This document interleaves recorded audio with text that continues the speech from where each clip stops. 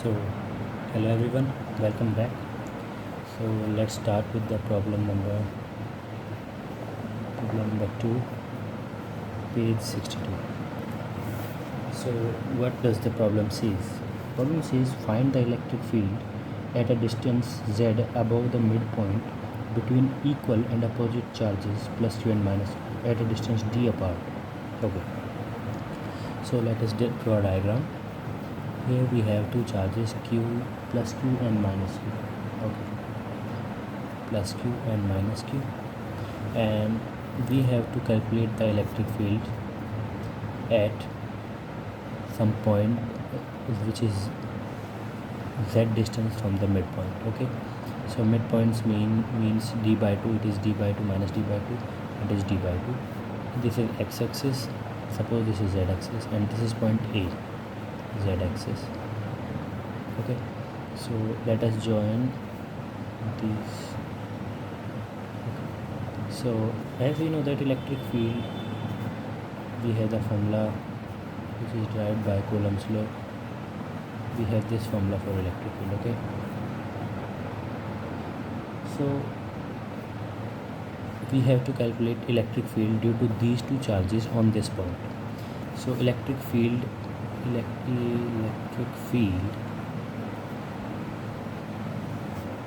due to plus q is equal to E1, and which has the value kq upon the r is here the distance from the charge to the point, which is z square plus d by 2 whole square. Okay, all right. And similarly electric field due to charge minus q is equal to E2, and which has the value kq with minus sign because the charge is negative, z square plus d by 2 whole square, and it is negative, so it has square, so it will compromise there. Okay, so now let's calculate E net. So as we know that for positive charge electric field will be away from the charge, and for negative charge electric field will be towards the charge. Okay, and let's suppose this is angle theta here. Okay, so let's distribute the components. So if we distribute the components, then what we will get?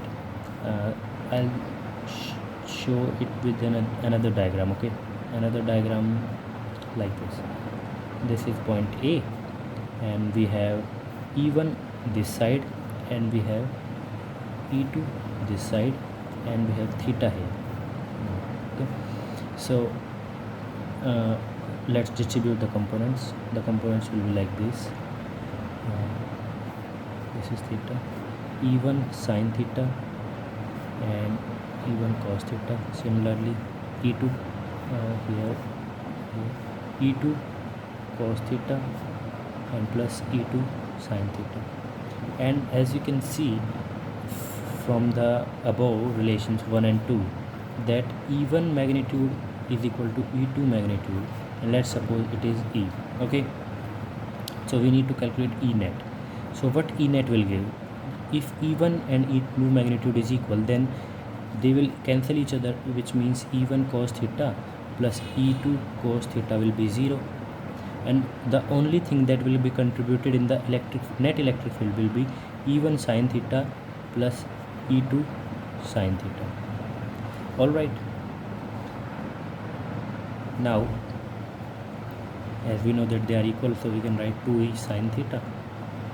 Okay, z cap, and then 2e we have kq upon z square plus d by 2 whole square into sin theta is perpendicular upon hypotenuse, so perpendicular is here d by 2 is perpendicular upon hypotenuse into z square plus d by 2 whole square power 1 by 2. all right, so E net will be given as kqd upon z square plus d by 2 whole square power 3 by 2. So this will be the electric field at a direction z above the midpoint between two equivalent opposite charges. All right,